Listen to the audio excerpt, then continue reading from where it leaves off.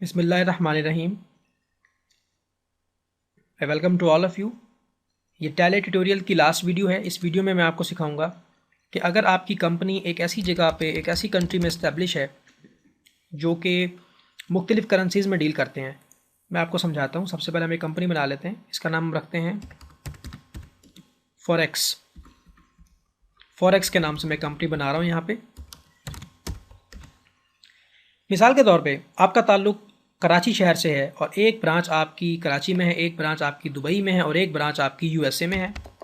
या चलें मान लें आपकी कराची में ब्रांच है, बुनियादी जो आपका हेड ऑफिस है वो कराची में है और आपके क्लाइंट्स बड़े दूर दूर हैं। आपका एक क्लाइंट जो है वो दुबई में है, एक क्लाइंट सऊदी अरेबिया में है और आपका जो सप्लायर है वो आपका यूएसए अमेरिका से आपका माल आता है। तो जनाब ये सेम करेंसी तो नहीं हुई, ये तो करेंसी में फ़र्क हो गया। आप पाकिस्तान में रह के रुपीज़ में डील करेंगे, दुबई में से आपका जो क्लाइंट होगा, जो कस्टमर होगा वो आपको दरहम में पे करेगा, सऊदीया वाला रियाल में पे करेगा और आपने अपने सप्लायर को जो कि अमेरिका में बैठा हुआ है उसको आपने डॉलर्स में पे करने हैं। तो इसमें फ़र्क है। तो सबसे पहले हम देखते हैं कि क्या इसमें जो है वो मल्टीपल करेंसी भी होती है। तो फ़ीचर में जाएंगे, फॉरेक्स के फ़ीचर में जाएंगे। यहाँ पे जो है देखते हैं जी, अपने ऑप्शंस को सेट करते हैं। फीचर्स के अंदर आपको एक फ़ीचर यहाँ पे नज़र आएगा, अलाउ मल्टी करेंसी। ठीक है, इसको मैंने यस कर दिया, अलाउ मल्टी करेंसी। और जो बुनियादी जो हमारा मकसद कहने का ये कि जो हमारा बुनियादी करेंसी है, जो बेस करेंसी है, जो अभी मैं कंपनी बना रहा था फॉरेक्स के नाम से, तो मैंने उसमें जो बेस करेंसी रखी थी वो मैंने, या देखिए ना अल्टर में जाएँ, अगर हम फॉरेक्स को अल्टर करें तो जो बुनियादी करेंसी सिंबल है वो मैंने रुपीज़ रखा है।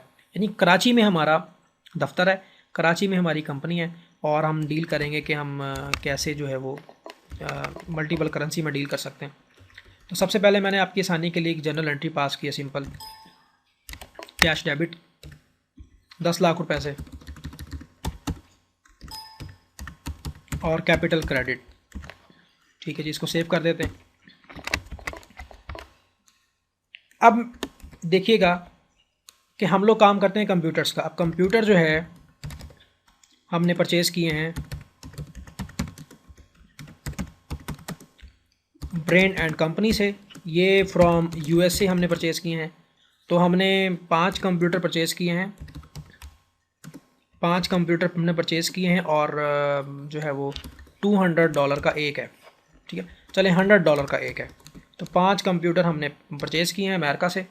हमारा सप्लायर है brand and computer, brand and company, और जो है $100 का वो एक है।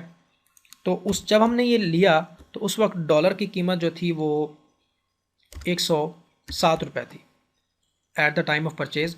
तो 107 ज़रब 100, ये कीमत आ जाएगी आपके पास एक कंप्यूटर की, और ज़रा 5 करेंगे तो आपके पास टोटल कंप्यूटर की कीमत, 5 कंप्यूटर्स की कीमत आ जाएगी।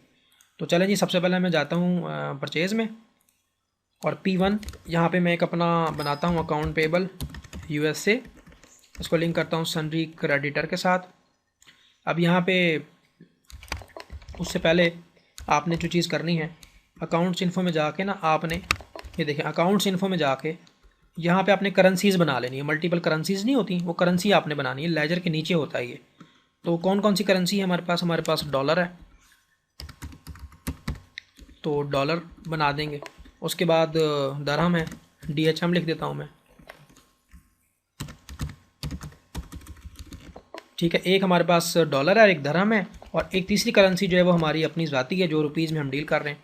अब मैं अकाउंटिंग वोचर में गया और परचेज़ मैंने की P1, ये मैंने बनाया अकाउंट पेबल यूएसए और इसको मैंने लिंक किया सन्ड्री क्रेडिटर के साथ। लेकिन इसकी जो करेंसी है वो रुपीज़ नहीं है। आप यहाँ से शिफ्ट और ये जो आपके कीबोर्ड में 4 का बटन है डॉलर वाला, इसको दबाएंगे तो वो बताएगा, बताएं जी कौन सी करेंसी आपने रखनी है। तो मैंने यहाँ से बताया डॉलर, ये मैंने सेव कर दिया। अब मैंने से क्या लिया? मैंने से लिए जी कंप्यूटर। ये देखिए, मैंने इसको परचेज अकाउंट से लिंक किया और क्योंकि वो करेंसी तो हमारी रुपीज़ में है ना, तो ये ठीक है। कंप्यूटर हमने नहीं बनाया तो हम कंप्यूटर्स बना लेते हैं। आपको फॉरेक्स ट्रेडिंग के हवाले से मैं एक क्वेश्चन जो है करवा रहा हूँ। हमें फॉरेक्स लॉस भी हो सकता है, फॉरेक्स गेन भी हो सकता है। अब हो सकता है कि जब हमने दुबई अमेरिका से जब कंप्यूटर ख़रीदे थे तो हमने कितने कंप्यूटर लिए हैं? 5 कंप्यूटर लिए हमने। अब जब रेट आपने लिखना है ना, रेट, तो रेट के साथ आपने सिंबल ज़रूर डालना है डॉलर का, ठीक है। तो $100 पर कंप्यूटर, ये आ गया हमारे पास टोटल $500। आप ज़रा नीचे अपनी स्क्रीन के ऊपर देखें, $500 है। अब जैसे ही मैं एंटर करूँगा वो मुझसे पूछेगा कि भाईजान जब आपने ये कंप्यूटर लिए थे उस वक्त तो डॉलर का रेट क्या था, रेट ऑफ एक्सचेंज बताएं। अब आपने करना ये है कि अपने कीबोर्ड में एरोज़ की जो होती हैं, लेफ़्ट राइट टॉप बॉटम जो एरो की होती है वो आपने दबाते जाना है, और आपने जो है वो ये एक के आगे ये लिखा हुआ है स्लैश, ठीक है, जहाँ मेरा कर्सर इस वक्त ब्लिंक कर रहा है। अपने कीबोर्ड में आपका एक बटन होगा इंसर्ट का, कीबोर्ड में एक बटन होगा इंसर्ट का, उसको दबा दें आप। बहुत एहतियात करनी है, ऐसे ना लिखने बैठ जाइएगा। तो इंसर्ट का बटन दबा दें, ये मैंने दबाया इंसर्ट, ओके। अब देखें कर्सर थोड़ा सा और स्टाइल से ब्लिंक कर रहा है, पहले ये और स्टाइल से ब्लिंक कर रहा था, अब ये और स्टाइल से ब्लिंक कर रहा है। तो जब मैंने यूएसए से ब्रेन कंप्यूटर्स वालों से 5 कंप्यूटर ख़रीदे उस वक्त $107 का $1 था। तो यकीनन मुझे वापस जो है वो 107 के हिसाब से ही करने। जी नहीं, जब आप पेमेंट करने जाएंगे तो देखेंगे कि उस वक्त डॉलर का क्या रेट है। सपोज़ आपने वादा किया कि जी 30 डेज़ में मैं आपको पेमेंट करूँगा, अगर तो डॉलर का रेट नीचे गिर गया तो फिर तो आपके हो गए मज़े, ठीक है। लेकिन अगर डॉलर का रेट बढ़ गया है, $108 हो गया है, तो फिर आपको लॉस हो जाएगा, और अगर कम हो गया तो फॉरेक्स गेन हो जाएगा। तो ये चीज़ आपको मैंने बताई है कि टैली के अंदर मल्टी करेंसीज में भी डील किया जा सकता है। आगे बढ़ते हैं। ये जनाब हमें एंटर किया तो पाकिस्तानी बन गए $53,500 और अमेरिका के बन गए $500। ठीक है जी, मैंने सेव कर दिया। अब हुआ ये कि कुछ दिनों के बाद जब हम पेमेंट की बारी आई, जब हम पेमेंट देने गए, तो जब मैंने अकाउंट पेबल यूएसए को डेबिट किया, अब देने तो इसके $500 हैं, तो लिखें $500। जब मैंने एंटर किया, अब वो मुझसे पूछ रहा है कि at the time of payment dollar का रेट कितना था। तो मैंने उसको बताया कि यार ये रेट जो है ना बढ़ गया, $107 नहीं है, $108 हो गया। 7 पे आ जाएं और इंसर्ट का बटन दबाएं, यहाँ पे कर दें 8 और 7 को कर दें डिलीट। तो ये जनाब हमें तो लॉस हो गया, ठीक है, आपको लॉस हो गया। अब ये मैंने कहाँ से दिया है, चेक से दिया है, बैंक से दिया है, कैश से दिया है, जो भी दिया है, तो 12 लिए हमें लॉस हो गया जी। ये मैंने जो है वो कर दिया क्रेडिट। दोबारा से समझ लें कि जब हमने यूएसए अपने सप्लायर से 5 कंप्यूटर लिए थे उस वक्त $107 का $1 था, और वादे के मुताबिक जब पेमेंट की बारी आई तो डॉलर बढ़ गया। ये बिल्कुल इसी तरह है कि 40 साल पहले पाकिस्तान ने अमेरिका से कर्ज़ा लिया $1,00,000, उस वक्त डॉलर था सपोज़ $20 का। अब सन 2014 में डॉलर की कीमत $107 से भी तजावुज़ कर गई है। मकसद कहने का ये है कि कर्ज़ा तो हमारा $1,00,000 ही है, ठीक है। मिसाल के तौर पे आपको समझाने के लिए बात कर रहा हूँ, अगर पाकिस्तान ने अमेरिका से 40 साल पहले $1 करोड़ कर्ज़ा लिया था और उस वक्त डॉलर $30 का था, तो हमने अमेरिका के $1 करोड़ ही देने हैं। लेकिन अब डॉलर का रेट जो है वो $30 नहीं है बल्कि $107 है। यही वजह है कि कर्ज़ा उतारने वाले कर्ज़ा उतारते नहीं हैं और आवाम के ऊपर इसका बर्डन आता है। अब कंपनी के पर्सपेक्टिव में अगर हम देखें तो हमें लॉस हो गया। पहले 53,000 कुछ रुपये देने थे, अब हमें लॉस हो गया। यानी पहले हमने 53,500 देने थे, अब हम दे रहे हैं उसको 54,000। तो $500 का हमें फॉरेक्स लॉस हो गया, ठीक है। ये अब आपको ज़्यादा पे करना पड़ेगा। तो जब मैं आया इधर इनकम स्टेटमेंट में, देखें इनकम स्टेटमेंट के अंदर तो कोई लॉस शो नहीं हो रहा, हालांकि $500 का तो मुझे लॉस हो गया, फॉरेक्स लॉस हो गया मुझे, लेकिन वो यहाँ पे शो ही नहीं हो रहा। तो टैली में ऑटोमेटिकली फॉरेक्स लॉस शो नहीं होता, ये आपको बताऊंगा कैसे होता है। अब हम चलते हैं एक कंप्यूटर सेल करते हैं।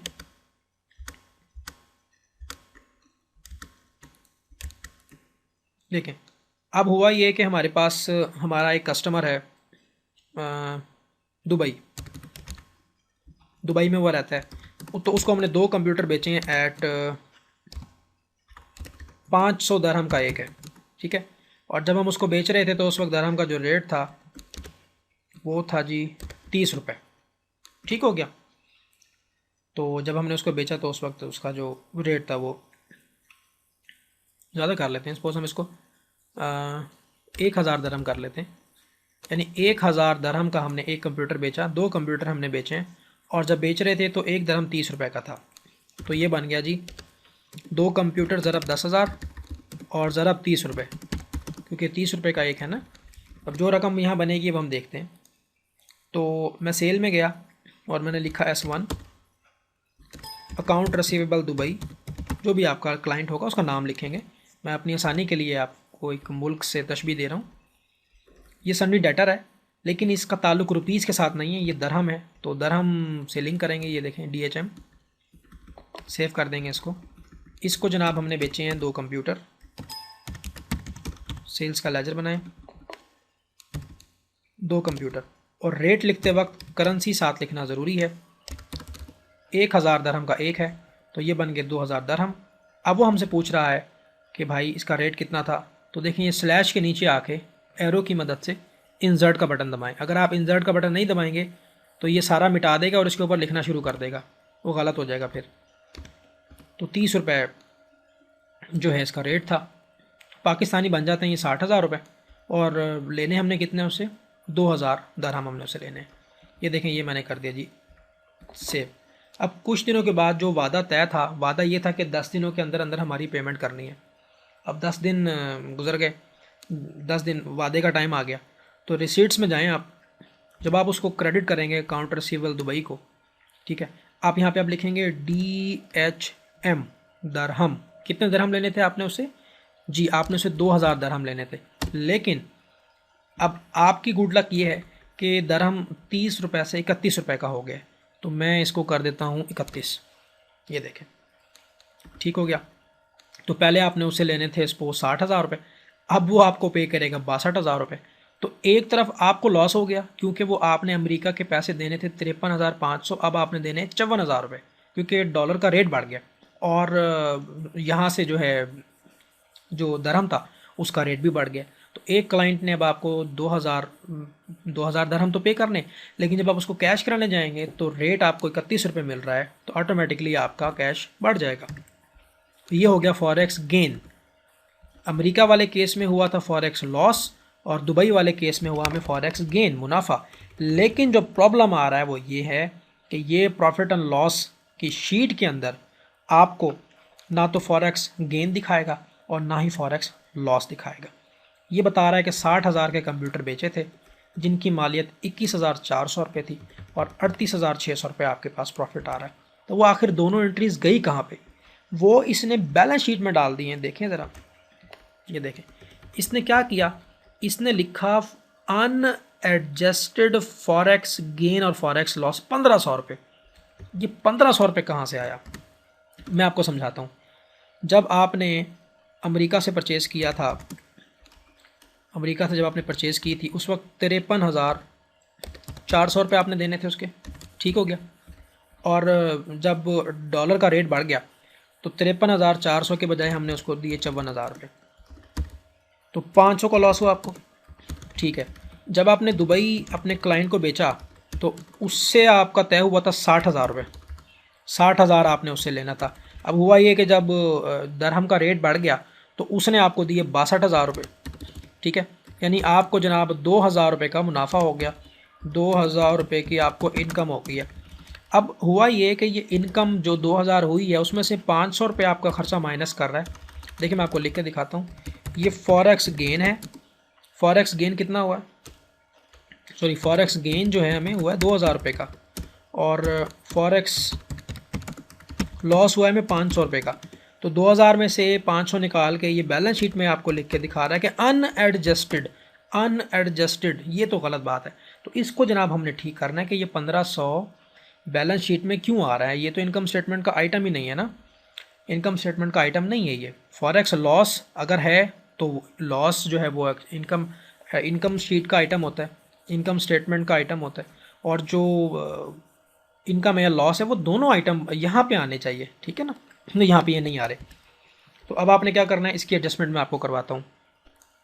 अब ये जो प्रॉब्लम आ रही है हमारे सामने कि फॉरेक्स गेन भी इनकम स्टेटमेंट में आना चाहिए था और फॉरेक्स लॉस भी इनकम स्टेटमेंट में आना चाहिए था, और टैली हमारे लिए क्या कर रहा है कि एक प्रॉब्लम क्रिएट कर रहा है, उसको बैलेंस शीट में डाल रहा है, और बैलेंस शीट में खुद से अंदाज़ा लगा के उसको अनएडजस्टेड कर रहा है। ये इस तरह से आपने नहीं करना। अब देखें इसको करना कैसे। सबसे पहले आपने जाना है अकाउंटिंग इन्फॉर्मेशन में, सॉरी आपने जाना है अकाउंटिंग इन्फॉर्मेशन में चलते हैं, और यहाँ से आप वोचर टाइप्स, इसमें 2-3 तरीके हैं, तो मैं आपको जो इजी वे वो मैं आपको बता देता हूँ। अकाउंटिंग इन्फो में जाके आपने जाना है वोचर टाइप्स के अंदर, एक आपने वोचर बनाना है। इसका नाम है फॉरेक्स लॉस फ्रॉम यूएसए, यानी आपको यूएसए से लॉस हो गया, फॉरेक्स लॉस फ्रॉम यूएसए। इसको लिंक करना है आपने जर्नल के साथ लिंक करना है, स्टॉक जर्नल से लिंक नहीं करना। ये इन्वेंट्री की एडजस्टमेंट नहीं है, ये अकाउंट्स की एडजस्टमेंट है। तो जर्नल से मैंने लिंक किया, आगे बढ़ते जाएं। यहाँ पे पूछ रहा है कि क्लास कौन सी है, तो मैंने बताया कि भाई ये फॉरेक्स लॉस हो गया फ्रॉम यूएसए। जब मैंने एंटर किया तो वो मुझसे पूछने लगा कि क्या आप फॉरेक्स गेन और फॉरेक्स लॉस की एडजस्टमेंट करना चाहते हैं। जी हाँ, मैं बिल्कुल यही करना चाहता हूँ।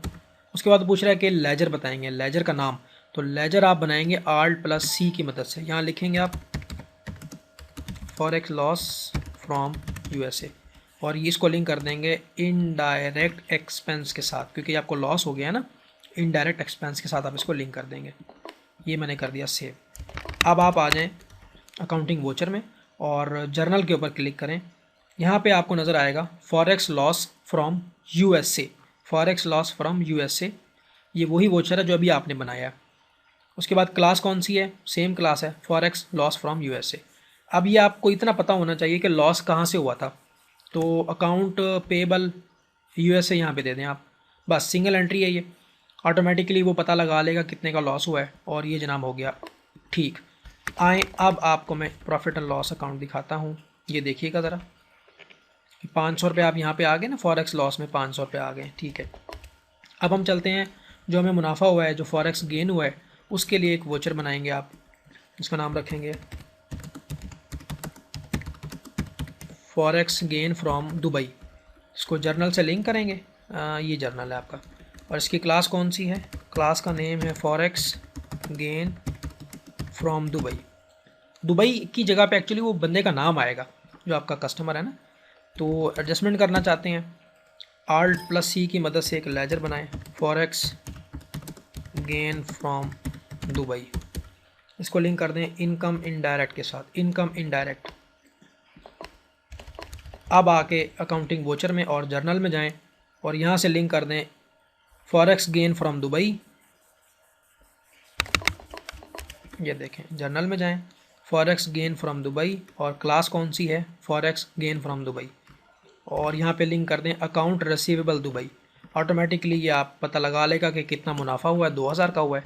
आए अब मैं आपको प्रॉफिट एंड लॉस में लेके चलता हूँ। अब ये देखें आप गौर से ज़रा, अब आपको वो बता रहा है कि फॉरेक्स गेन जो दुबई से हुआ है जो वो 2000 का है, और जो यूएसए से लॉस हुआ है वो 500 में माइनस में आ रहा है, लॉस हो गया ना। ये देखें ना, इनकम है, इनकम तो पॉजिटिव होती है ना, तो ये माइनस की इनकम का मतलब है कि लॉस हो गया ना। ठीक है, मैं दोबारा समझा देता हूँ कि 500 माइनस में क्यों है। भाईजान गौर से देखें, यहाँ पे लिखा हुआ है इनडायरेक्ट इनकम, तो इनकम का हेड है ये। 2000 तो प्रॉफिट है, वो तो समझ में आ रहा है, लेकिन ये 500 प्रॉफिट नहीं है, ये लॉस है, इसलिए वो माइनस में दिखा रहा है। तो 1500 रुपये आपको बच गए ना, मुनाफे में हैं आप। अब देखें टोटल हमारा जो जवाब आ रहा है वो 40,100 रुपये। तो इस तरह से आपने टैली के अंदर फॉरेक्स ट्रेडिंग जो है कर सकते हैं। फॉरेक्स ट्रेडिंग, इसमें फॉरेक्स लॉस और फॉरेक्स गेन हमने करना सीखा। ठीक है, तो अल्हम्दुलिल्लाह टैली की जो वीडियो सीरीज़ हमने स्टार्ट की थी, ये उसकी आखिरी वीडियो थी और ये मुकम्मल हो गई है। मैंने पूरी कोशिश की है कि अपने नाकिस इल्म से जितना भी मैं जानता था, आपको जो मैं करवा सकता था वो मैंने करवाया।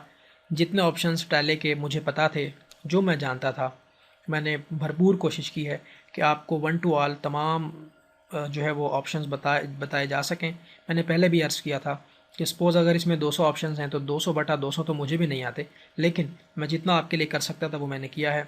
अपनी दुआ में याद रखिएगा। इंशाल्लाह जो है वो नेक्स्ट सीरीज़ में आपसे मुलाकात होगी। Thanks for listening. अल्लाह हाफिज़।